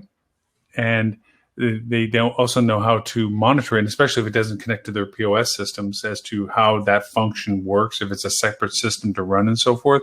But, I go back to what we do for hotels and stuff. I think that there's a huge opportunity for independent hotels to create a relationship with their guests that's just for them. We keep putting it into the model the way everybody else does it. Oh, you shouldn't get an app because you're the only hotel. They're not going to leave it on your phone if they don't come back to you all the time. So why are they going to go and give an app for you? Fair enough. But the membership aspect about it isn't about the volume as it is the quality of the dialogue. How well can you create the relationship with being given? I think a blind eye to what's happening for the rest of this year is the impact of first-party, third-party cookie stuff. They don't really realize what it's going to mean. They're just being business right now. Sure, pay rack at the door, stuff. I don't care about marketing. I don't care about you signing up for anything. Just pay me what I'm asking for the rate that I'm getting. And we're going to get blinded here. We are getting blinded as to what happened before and what happened after dialogue, if they even touched our site. And the Googles of the world and everybody else are circumnavigating them even doing that. We know that from the answer boxes and stuff. Over 67% of people do not go to a website from a search query. They get their answer from the answer box. They're not coming to us anymore. So with us not getting that first-party data, what else are we left with? Membership and loyalty. How well can we communicate with the people that are willing to communicate with us? I think we're going to be finding ourselves in a barren wasteland after this tsunami demand, and we start getting back to being competitive and market demand and all this other stuff, that we're like, okay, well, we got to go back to the old stuff. What do you mean the old stuff doesn't exist? Well, let's do that. We can't do that campaign anymore because we can't track where they're coming from. We can't retarget them. Well, then we'll do over and send it. We can't do that either. I think a lot of companies are going to realize there's a lot of tools that don't work anymore. They're not in the way that they did anyway. And in the meantime, you look at the companies out there that are going to be eating your lunch. Google is an obvious example of that. TripAdvisor, actually really good. The TripAdvisor Plus program. We've talked about pros and cons on that program, but to their credit, they've evolved a little bit. They're fixing some of the cons. But regardless of what your opinion is on that, fact is they're getting the signups into their Plus program. That now becomes their loyalty program. I'm loyal to TripAdvisor, right? And they get all the first-party data. Not you, they do. Yes, you get the consumer information. You don't get the first-party cookie, right? So you look at these, and even Expedia. So Expedia, to combat that, said that, hey, everybody who's signed up for Expedia is now part of Expedia Rewards. Congratulations, like 1 million people or whatever. And so you look at how they're all capitalizing on that and making sure that they do have that first-party information. And, yeah, suddenly you as a hotel, you're going to go, wow, where did all mine go? Yeah. So why offer a member rate to Expedia if everybody's a member? You know? Yeah. You're just making it more difficult for somebody to book direct. They're being lazy. It's being lazy. I mean, we had this conversation between the EU domain community and the US domain community where we were talking to people in the EU community that they're not built for direct connect stuff. Right. Their websites aren't built with content that says book through us or let's share information so you book with us. They're all about their consortiums and wholesalers driving business to them, and that their focus is in the optimization of operation. How well can we facilitate ourselves so that the wholesalers like us better than somebody else? You know, and go ahead, Dodo. I was just going to say, you know, if I was looking for a hotel, yes, I might get some response coming up in right on the page without actually having to click on anything to go to a website or whatever. But there's no chance in this world that that I would book a hotel without going to their website. No chance in this world. And no chance that I would do so without checking their reviews on TripAdvisor. Sorry, Google, but I just trust those reviews more, even though Google now says that they took like 200 million reviews out. I don't know. To me, it looks contaminated with people who just gave stars and may not have actually stayed because they didn't write any comments. I think the fact that you have to make a little bit more effort makes the TripAdvisor more quality. Plus, they have the whole content integrity team constantly looking at that stuff. So I'm never going to do that. And you know what? Stuart Butler. So the source is questionable. No, I'm only kidding. He's green. Stuart Butler said to me, 87% of people, you know, even though they're booking on an OTA, went to your website first. And what does that tell you about your website experience? Yeah. Very true. But again, culturally, I say that if you're, because we had this discussion in the EU community, if you go to any downtown area of any township in most of the countries that I've been to, there's a travel agency. It used to be Cook in some places, or there used to be this travel agency thing, and they had the traditional brochures stuck in the windows kind of stuff, or on a screen maybe if they were being progressive. And that relationship with that travel agency was the definition of what you're talking about. The authentication of the destination, the authentication of what you were doing, where you were staying, and so forth, was the burden of the person you were dialoguing with that you were paying for to go over and book your stuff with. That relationship of going to there to plan your holiday.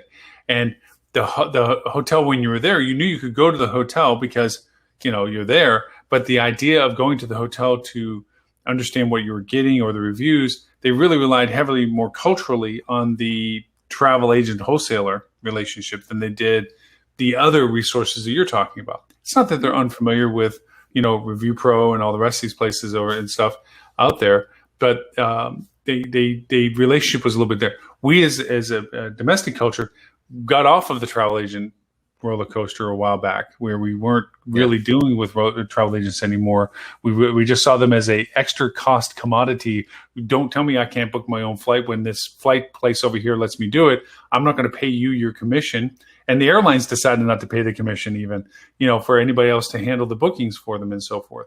It used to be you had to get your trip tickets from the travel agent, you know, the little red inked tickets, you know, you got them. There was no Delta Airlines office you went to, you got them from your travel agent because they had the printer that printed out those red inked tickets that you walked in the door and handed to your tickets. Now you just got a QR code on your phone. Now, yeah, you know, I remember how cute it was that we could actually print it. You know, remember you could print out your own boarding pass? I mean, actually print it.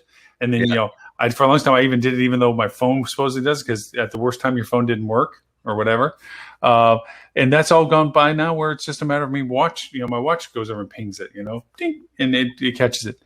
Now, by way of comparison, you talk about the brick and mortar agency. I said earlier, my brother went down to Jamaica. He did go through a brick and mortar human travel agent who had just gone down to Jamaica, made the trip, stayed at this particular resort, came back and said, hey, so for a scenario like that, the fam trip for travel agents, I can see that coming back. That's a thing right now because I'm not quite sure about my trip going down there. What's that going to be like? Oh, you can tell me.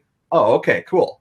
Yeah, and I think that technology is going to help us with that. There are a huge amount of growth for travel experience guides, because through this pandemic time, a lot of those has been exposed to, I can't go to a destination, but I can watch like Amazon Tours.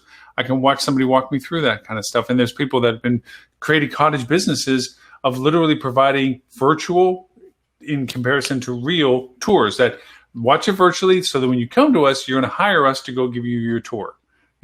And a lot of us we have the FOMO. I don't want to miss out on what, stuff is when I'm there. I used to rely on my own wherefore, like do their own research kind of stuff. I've either gotten lazy or realized I was really bad at it. Probably both. Where now it's like, no, when we go someplace, I want to get a local guide that will make sure I don't miss the biggest ball of twine and what I should know about where to eat and what to do. Even though I can probably do some pretty good research on my own and ask smart questions from it, I don't want to plan it because, case in point, Michelangelo's David. And this, I remember this in my head from the Italian trip we took. Straight up, you can buy the tickets to this one location. That's what we heard. Go here, buy them there. We get there, the line is freaking around the block waiting. Okay, didn't know that, but sure, we're standing in line. We noticed there's a small little door off to the side, and this person would show up with about a handful of people, knock, it would open up. A guard that was the same guard that's keeping us in line over here opened the door, and they walked in. So while Renee stood in line, I walked over, and when another group of them came over, I says, "Hi, what are you going in to see David?" I said, "Yeah. If you buy the tickets around the corner at the local store for the museum, then you're escorted directly in." I'm like, really? Where would you find that information? Well, of course, the travel agents know all this stuff. That's what they organized. But not anywhere at that time could I find out that was even an option, that you just go to the museum's office to buy VIP ticket. There were more, okay, but you literally waited until the group got together for the designated time that you were walked in and you got to see David. So it's like the fast pass at Disney World, and unless you know how to get a book, I mean, there's a whole subculture, not even subculture because it's so huge, but the subculture of people that know how to travel through the Disney parks. You go to anywhere about how to optimize your travel to a Disney park. What restaurants are worth going to? How do you book those restaurants when you're there? How do you get in front of other people in line with the fast passes? What VIP programs are good? What packages are good? There's a whole culture of people that run podcasts and shows all the time, literally about just that. Like, or you can ask on TripAdvisor in a forum. Hey, I'm going here. Yes, and that's a good point. There is avenues. There are avenues to find this data, but going back to the European versus domestic model we have is like, the Europeans are like, look, I got travel agents do that. And if they don't do it well, if my travel agent arranged for me to go to Italy and I'm standing in the long line and I find out there was a short line, my conversations with my travel agent going, why didn't you tell me about that, dude? Oh, I didn't know about that. I'll find a travel agent who did, Right. Now it's their problem business model wise that they're not providing the level of service to justify their cost. It's a strange mix, but I think personally for me, I think that where everybody's so willing to throw away the virtual conferencing right now, I'd be a little bit of I would go with the hybrid right now. Do the in-person for those that are willing to pay the price to go there, to be able to do the group hugs and the see you in persons and all that stuff, which I too miss. But for the people that, wow, that's a heavy price ticket. It's in my pocket. I'm a private business, small business. I can't drop $4,000 or $5,000 to go to this conference, Yeah, and you know what? You'll expand your reach exponentially because now everybody who wanted to go to the conference and be there face to face and have their booth and shake hands, or hopefully, elbow bump, they're going to be there anyway. And on top of that, you'll have all this extra revenue from people who paid a less price, but can at least enjoy the educational benefits. I'm writing notes while we're doing this for this. I think it's going to be an interesting, because it's the part that I point out right now that I'm having current conversations with is I don't have time for marketing conversations. Mm-hmm. Dude, I'm full on logistics right now. Yeah, We're we're full. full. What am I going to sell? What do you want to market for? What am I selling? Well, there are a lot of hotels that are not sold out. I mean, even if they say that the overall U.S. occupancy was 67% or something like that in a previous week, and it was the highest that it's been in a long time. Yeah, but, what about the other, 35% we need to sell? And also, what about the cities that aren't nearly there yet? There are a lot of places that are not beach resorts and do not have outdoor pools and are not situated by an attraction that maybe was very businesslike. By the way, if I was an investor, I would never build a hotel that was strictly built for business. There's no way. I would definitely always make sure it can sell both as a leisure and as a business place. It can't be one or the other. It can't be feast or famine. You've got to be able to survive the hard times there's always somebody that wants a break, and it shouldn't have to be connected to a business event. It's strange. I think that we talk about the big boxes downtown in the cities that are going to struggle the most because that group corp business is not coming back yet per se to the levels that it needs to be. And that, they have to be creative and adaptive as to what they can sell their inventory for. I think personally, if I were to be one of those people, I think the downtown Atlanta ones in particular, everybody else wants to go to the transient demand destination, beach, camping, mountains, whatever it is that's getting them to enjoy themselves. There's probably a lot of people that just look at price tags and go, oh, no, I'm not going to drop $1,000 for the room and $1,300 for a rent-a-car and $700 for flight tickets. And then you multiply it times my family. No. Not going to do it. But I can go to Atlanta, get a really nice room downtown, and try a secondary market discovery. There's cool stuff in Atlanta. And in all honesty, so I'm in downtown Atlanta. No, I'm not near the hyper transient demand markets around Atlanta and maybe even too far away to enjoy them in a single day. But why not discover other stuff? The museums, the cultural, try a secondary market. Because the core element of the demand is getting out of your familiar house, what you've been putting yourself into for 12 to 15 months. So if you keep the purity of that thought, it's not about going to when I get out of here, I'm going to the beach. Well, the beach is dang expensive right now. How about if I go downtown Atlanta and just get out of the house and enjoy something that I probably didn't anticipate and be reasonable about the costs, the room rates and everything else are there. And I think hotels should be looking at that. Like if I'm not in that beaten path, the ones you talk about, Adele, I'm not in that big business demand. I'm not that place right now. Why couldn't you be that, what? I'm not the prettiest girl at the ball, but I'm pretty. Yeah. And you hire some musicians. Make a beautiful space, put some flowers around, make it feel like a retreat. Right. I saw a post from someone saying, if you lived in Atlanta, what's your favorite, quick getaway? And I couldn't believe it, but one after the other said Chattanooga. Okay, that never occurred to me in a million years. But now, and ever since then, I'm going, I've got to find out what's going on in Chattanooga. And, give these places a chance because obviously they are enchanting people. Mm-hmm. And, there are opportunities out there for travelers. Even New York City, we talked about these major destinations having these really high rates, but not all of them. I was looking at New York City yesterday, actually. Times Square, a respectable hotel in Times Square was still going out at $129 a night. So there's, there are still opportunities out there. Certainly the secondary, Chattanooga, Nashville. Nashville's hot now. Yeah, Nashville's freaking top of the mountain, man. They're crushing it. Every there are places something like that. If you have a chance, Mackinac Island, Michigan. Okay, Ooh, middle of nowhere. It is an Looks island, as the beautiful. name would say. You're going to fly into Traverse City. You're going to drive to Mackinac City, which, by the way, has a bridge that rivals the Golden Gate Bridge in terms of its structure. You're going to take a boat to the island, and there's no motorized transportation on the island, so you have to take a horse and buggy to your hotel. All right? There are little things like that everywhere, though, that you can take advantage of, but you have to do a little digging.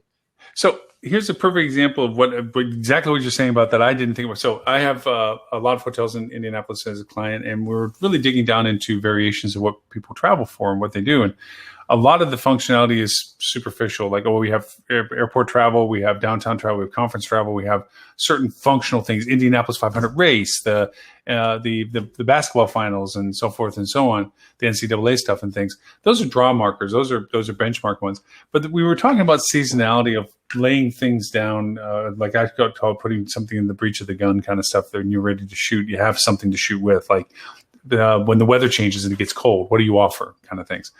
And we start digging down, and there is a whole mess of what they call them, pickers or antique chasers that go around. And in that area outside of, in the suburbs and beyond of Indianapolis, there's like famous routes of antique places to go around things. There's wine places to go. There's a farmer's market. They have this huge, it's called the Farmer Market Run. There's an area northwest of Indianapolis that is beautiful country, I guess. And there's a lot of local farming that's there. And there's a tremendous amount of local farmers. Now, from a tourist perspective, that's not a big draw. I mean, I'm not going to buy a bunch of groceries I got to throw in a suitcase. So I understand, okay? But the idea of seeing local and going local and just seeing stuff, it doesn't mean you can't stop by and get a homemade jam or try a sample of, or gosh knows what restaurants in the area are famous. When you go to those places and you're talking to the farmer people and going, oh, all our stuff, we sell it to the XYZ cafe in XYZ town, and they make a great XYZ dinner or something. And you're like, let's go there. That exploring and that difference of stuff. And of course they have their typical seasonalities, corn mazes and things that, as you start really digging down, when you get past the obvious stuff and start going into the got to think about it things, some stuff comes up. And I'm thinking about Atlanta, stuff like this. There's probably a lot more to the market that we just ignore because it's not as prominent as the obvious stuff. Okay. For instance, there is a Southern fried chicken restaurant downtown right by this big box hotel that I'm thinking about that is notoriously famous. Has been there since Prohibition days. And it's been in existence. And it is every local person has grown up generationally going to that restaurant. It's not featured by the conference place because that's too small. They weren't going to tell a conference of 3,000 people about a 40-seat restaurant. That just would be a piss me off. Like, thanks for telling us, we can't do anything with it. But now it's a whole nother story. Why not talk about being 2 blocks away from this most amazing historic restaurant with amazing fried chicken? I've got to one-up you here.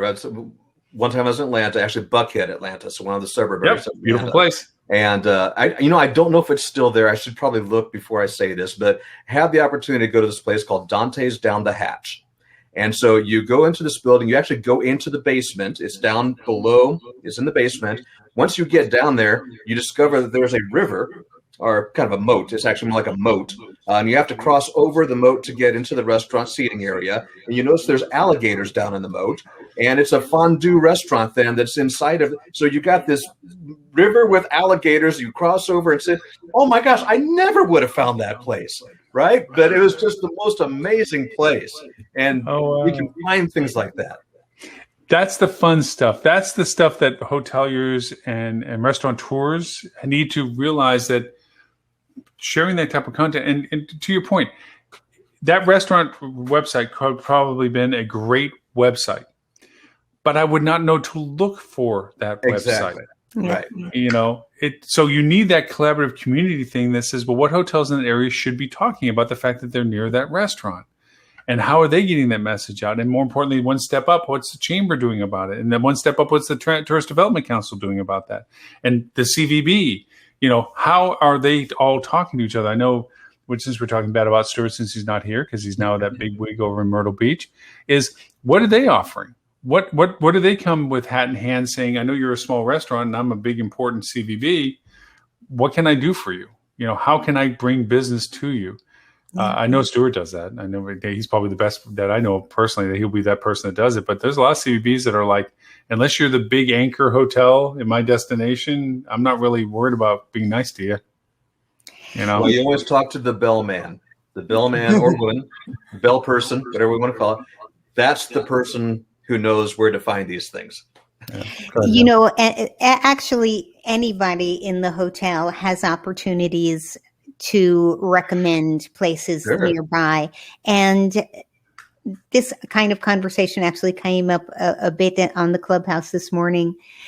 A great way to use your database is to use your people to say, let me share with you a few of my special hidden attractions in the area. I love this little restaurant because of this. I love this shop because of this. Here's this quirky little whatever that is a real, characteristic of our small local community. And I guarantee you're going to find gifts that you love to take back home with you. Using the people and what the people are doing is really, if I put a social media post up of our hostesses pouring wine in the club lounge for some guests, that is going to have the most likes. Better than any sale, better than any just factual thing, better than any glam shot. That's what they want to see. If they see a housekeeper that was really nice to them, setting up a beautiful rose petal heart or welcome back or anything like that.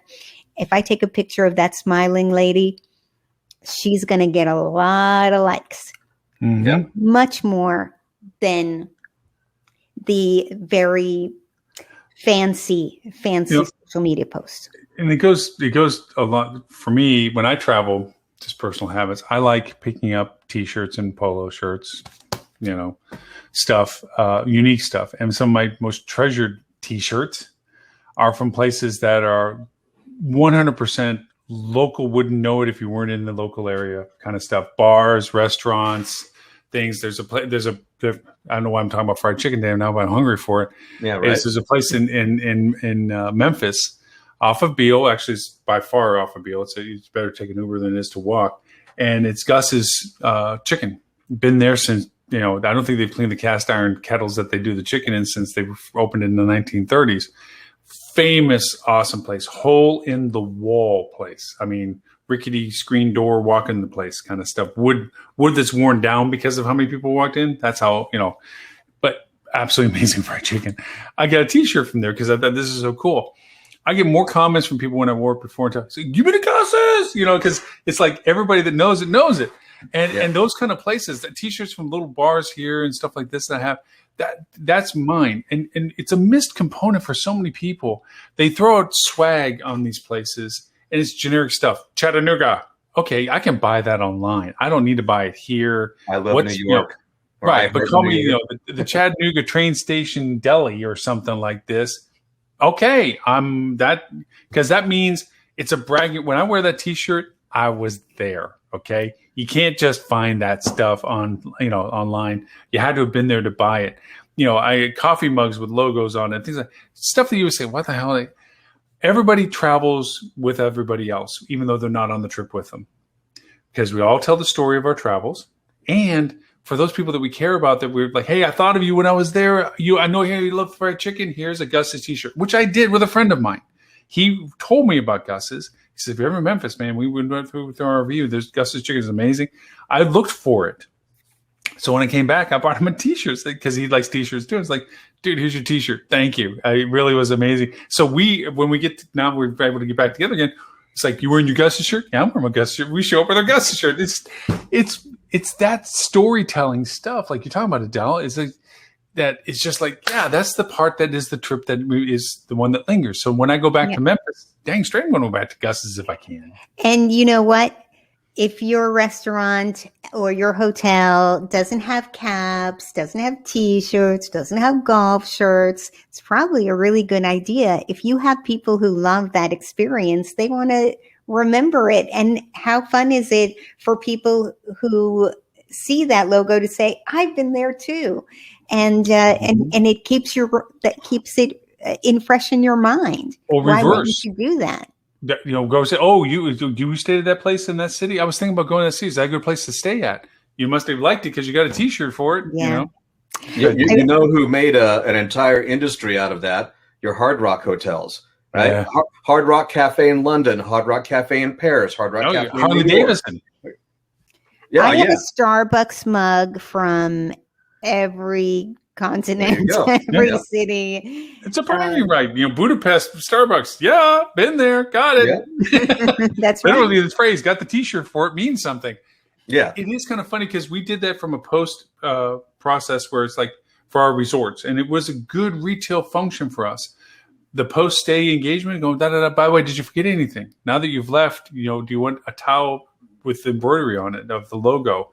Things that and of course we sold stuff. I mean, nobody made them more famous in the West End with the Heavenly Bed thing, but we're not trying to just sell furniture, but the swag stuff that we had in the resort, the branded stuff we had in the resort, the, giving away plastic mugs with a logo on it in your restaurant, those things, and you charge for them, they go with everybody. What you got? This is a bowl from the Adolphus Hotel in Dallas, Texas. I have had this. It says Hotel Adolphus right there. There you go. And I have had this for at least 40 years. No, not 40. Yeah, almost 40 years. Yeah. So actually, I'm really quite thinking about splurging and staying at the Adolphus because I feel so attached to it. And it is so special and unique for Dallas. So definitely having something in your home that reminds you of something beautiful that you saw there, it just keeps it in your heart. Yep. It does. And by the way, and if you're going to pay an extra $1 to spend someplace, that is a place to pay for. It is. Hey, we all remember Holiday Inn towels. I mean, in all honesty, back in the day, everybody had a Holiday Inn towel because they took it from the hotel. They were like, it's sad because it didn't say the location; it just said Holiday Inn. At the time, it was a point of pride you stayed in a hotel. Like, I stayed in a Holiday Inn. It's funny you bring up that because, things like the Vinoy Hotel in St. Petersburg was the originator of the blue plate special. They had the blue cobalt plates. And when the hotel closed to be renovated into a new, I forget what they made it into Renaissance, they were wholesaling all this stuff. I bought a stack of blue plates. And I used to use them as regular plates, broke a few, so forth. I have a cherished remaining 4. These are like, and it was a hotel that when I lived in St. Petersburg, to have stayed at this hotel was a big deal. This was a major hotel. This was amazing. You stayed at the Vinoy. Oh my gosh. What'd you think? Da, da, da. And they had these chandeliers. There's places like that. New York, the Waldorf. If you stayed at the Waldorf in its glory, it's a memory that you do not forget. The attentiveness of the crew, the long coats, the hats, the pristine uniforms, the concierge, the meets and the greets, the staff, that everyone was just perfect. Just one of those things that you remember of, and maybe it wasn't, but that's the memory I kept. Everything was just amazing. It was what I always pictured quintessentially as a New York destination place to stay, was the long coated doorman, the meets and greets, the warm smiles all the time, the absolutely immaculate uniforms, immaculate lobby, always fresh flowers that smelled so wonderful. And we forget that nowadays it's, hi, what room? You're checking, what's your name? And it's this functionality thing. There's no magic to it anymore. It's about where's my room? And we got kind of that way because of COVID as well. Hey, stay away. I just want to get my room. Thank you very much. But we got to remember that there's a magic to travel for when you can provide that magic, that uniqueness. And Adele, I think you got the keys to the kingdom on that, because literally what you do and how you talk about it is literally creating the team to be the magic. It's not about a coffee mug with a logo. It's not a T-shirt. It's not a flower in the lobby. Those things add to it, but it's did I feel like I was at a place that was taking care of me? And that feeling comes from the people. you know. Stephanie Ritchie wrote a very short article in Hotel News Now about, you just need to do things a little bit better than everyone else. You just need to pay attention to some small details that make a big difference in somebody's experience. And just, she said, just imagine, what could delight somebody in these situations. But you know what? I said, you don't have to imagine how to delight somebody or how not to irritate somebody, because these people are telling you loud and clear. They're telling your front desk staff, they're telling your housekeepers, and they're telling the world on Google and TripAdvisor and every other place, Expedia, Booking.com. We have so much information. And if you just let that feedback be your train, your service profit train. It makes all stops at employee satisfaction, guest satisfaction, ROI, ADR, occupancy, everything, that whatever it is that where you want to go, it will take you there. But you have to listen, and you have to have a plan, and you have to communicate to your team. And it's so easy. It's so easy. And if it doesn't seem like it's easy, call me, because I'll tell you what, I can show you how easy it is. It can be done. It can be done anywhere. It can be done at any, select service hotel, any coffee kiosk. It can be done anywhere. Any place can deserve 5-star reviews. And if you don't think that having 5-star reviews is going to be a whole lot more profitable than having 4-star reviews, just try it, or just talk to somebody who's done it. It's remarkable. And amplifying what you're saying to a degree is, we all know the mechanics of what it took to do business up to this point. What we often forget is that people don't really care. They just want to know their current awareness of what you're capable of doing. The bragging rights that a hotel has to emerge from this pandemic with good and great review scores and comments will be even magnified more in value for all the hotels that fell down from this process. There was a lot of good and great hotels that opted for what we have been complaining about today, which is maximization of revenue, minimization of service, and the disparity that it can create, with the idea being, hey, I'm making money while the demand's here, and it might sacrifice my service levels, but that's the sacrifice I'm willing to take because I need to make up for all the monies I haven't made this past year plus. That's going to be a huge hole to dig out from underneath in 3, 4, 6 months, when now they're being put in comparison to the other hotels that didn't do that did what you said, Adele, which is we're going to focus on maintaining our service levels. We're going to be efficient with what we're doing. Didn't mean that they didn't have stronger rates, but they didn't sell past their service levels either. They maintained that caliber and quality of expectation. And even though it goes into that, well, we're not doing housekeeping as much as we used to or whatever, sure, albeit that people can accept those variations. But the caliber of the people, the part you're talking about, didn't diminish. And it's funny, there was an article that says, actually, as you get older, time does pass faster. And I read that. It's like, oh, that's got to be buzzing. Oh, that's true. But it does. And they showed the math to prove this. And the example they gave was pretty interesting. If you're a 1-year-old and you turn 2, 50% of your life was spent in 1 year. So that was a long time. When you're 55 and you go to 56, it's like 2 cents of it, 1.16% of your life. So it means that there's a less proportion of your life was spent for that year. So the year didn't go faster. Your perception of the year went. Your faster. Perception of the time went faster, which is how we kind of look at it. I mean, as we go on, the more birthdays that have it. Well, I bring this up for the metrics of averaging of your scores. In college, it's really easy in your first semester to go from a D to an A or 2.0 to a 4.0 simply in your next semester by doing great scores for all of them. However, in your senior year or your master's year, if you're down 0.5% on your GPA, there's no way you can get that back, because even if you straight aced everything that semester, that percentage contribution to your overall metrics is much smaller to make that difference. So these review processes you're talking about, Adele, you think, oh, well, they're knocking it down because it's making negative impact. It's current reviews. To go back up that ladder requires an exponential amount of engagement that is all positive to make the reverse of that negative impact that so little had done at this latter moment. There's a point I want to make that's a really important one, and I think that a lot of hotels are missing this, so I'm glad I got it just before the 1:30 mark comes.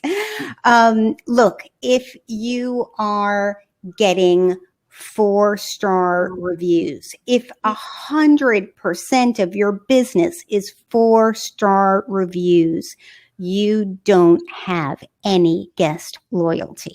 That is a person who scores you at 4, says everything was fine, it was okay, I got what I expected, it was good. You got what you got for showing up. There was a study done many years ago, and I read about it in the Harvard Business Review, that said Xerox realized that the people that scored them a 5 were 6 times more likely to repurchase a Xerox machine than the 4s. 4s are not your loyal customers. Everybody is up for grabs. So if you think that because 90% of your guests are 5s and 4s, if 10% are 5s and the rest are 4s, you don't have loyalty. It's only 5s that count. If you're counting the NPS, I guess you call it, they only count as a positive, not 4s and 5s. The 5s, because it's only a 9 and a 10 that count as a positive. A 7 or an 8 is a neutral, and 6 or below that means 3 or below if it's on 1 to 5 instead of 10. That is a detractor. So you only should be looking at how many 5s you got, and then how many distractors, mean 3, 4, 3 2s and 1s that you got. 4s are neutral. They don't do you any good.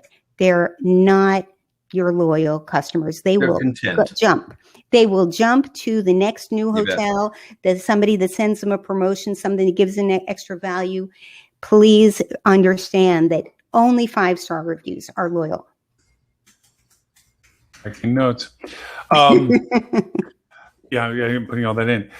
So we are kind of to that point of the 2-hour mark, which I'm trying to keep in a nice contained because it helps with a lot of logistics and stuff. So with that being said, and the reason why I'm saying that is because we're now broadcast on TV. We're on TV, which is all fun to that. I'm changing content next week. Not changing. I'm adding content. I put out the word and had friends help me put out the word for content that we're looking for. There are some amazing people that are worthy of being on like the Food Channel that are running content that they're not on the Food Channel. Like, for instance, I got reached out by the Restaurant Association of Colorado, the president of it. They're running their culinary students around to ranches and farms, and they're doing a whole back of the house story build. They're running around an RV for 3 or 6 weeks, and they're going from the concept of where all this comes from all the way up to the point where they slide the plate in the window. So everything back of the house. How did they come up? Where did it come from? How is it determined to be used? How is it prepared and processed? How does it become into a menu item? How does the menu run with purchases and distributions and everything else? How does it make it to the restaurant? How is it handled in the restaurant? How is it designated in the restaurant? And then when they put the plate up in the window, that's the end of the story. And they want to go over and get on the channel. I have Iron Chefs and a 12-time winner World Pizza competition person that wants. So I don't want to turn it into a food channel, but there's this amazing content that we don't often get to see unless we're looking for it. Is the point I'm trying to make, is like, there's some awesome content, just like with your podcast, both of you. It's like, I gotta want to know about reputation management. AKA, I would start looking around for it. AKA, I'll find Adele, but then also, they have a podcast and whatever, or meta search or whatever. It goes back to the idea we had with the hotel with the website. They got to actually be finding that website to find that information. Where broadcasting allows for an awareness going, I didn't know that existed. I didn't know the Colorado Restaurant Association was doing a whole series of videos on all this stuff. That's pretty cool. Or I didn't know there was a reputation service that can help me create this culture that I know that I need that I don't know how to do. That's the cool part of all this. I'm still sorting through how to do all the content for it, but I know, Adele, I have yours and Dean's. We're going to start putting it in. I'm trying to figure out, and I'll probably bugging you guys about, do we do it at the same day, same times? Do we just rotate it into content that we roll all the time? There's an on-demand function. Is that the primary one where they can on-demand choose things, or do I do the linear one? It's weird decisions I never know I had to face. Like, what's the best way to get this stuff in front of people? That they just watch the channel, or do they go on demand like a Netflix going, I want to watch about reputation management. Okay, I want to go and do that. I don't know which is the best way yet. So I'll be happy to take insights from everybody. And for anybody that's on the show watching us on this stuff, I'm open to the content, because I think there's a huge opportunity for us to get a lot of this cool content that, Food Channel, they put it through the lens of, can we sell ad space? Food is at least, a very strong part of hospitality. So definitely deserves a place at the table. All right. So with that, to wrap up all this, because I'm the one that bled us over today. Adele, for those who want to know about you and where to find you and what you're doing, where can they find you? Visit me at adelegutman.com, link in with me, and definitely subscribe to the Hospitality Reputation Marketing Podcast. But if you need personal help on how to inspire 5 stars, I'm your expert. That's true. Mr. Dean, sir, for what you do and what the people to find you, where can they do all that? You bet. So if you want to learn how to do meta search programs and what they're all about, visit basecampmeta.com. If you just need somebody to do it for you, go to metasearchmarketing.com. We can help you with both ends of that. And a recent update. By the way, did you get my new podcast? Look. When you sent a podcast from me earlier this week, and kind of an important one, by the way, because Google launched some new functionality. We talked about this on Clubhouse earlier this week, too. I did a podcast on it. Date selection levers for your meta search bidding. It's a huge opportunity for hotels to optimize their meta search. Anyway, I talk about it in my new podcast. Oh, there it is. Got it. The Heavy Meta Podcast. There we go. Got it. Check that out.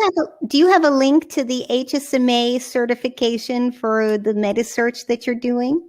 Not in front of me, but that's a great question and a great plug, by the way, because we have a training class with HSMAI as part of their educational series on meta search. I haven't seen it yet, so I can't wait to get. I'd love to share it with the South Carolina and North Carolina chapters. I don't have it in front of me at the moment, but I'll get it next time.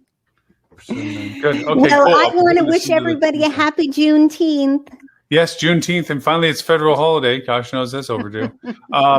For everyone that wants to rewatch this and also the previous episode, you can go to hospitalitychannel.tv. All the archives are there for the show. We're moving off of the hospitalitydigitalmarketing.com/live. It's still there, but that's not the focal point anymore. It's now hospitalitychannel.tv.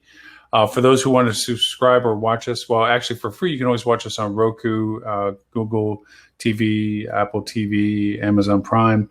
You can watch the live show free every week, Friday, when we broadcast it. But if you want to get into the really cool content, that's a subscription service you can join in on there. It's $4.99 a month.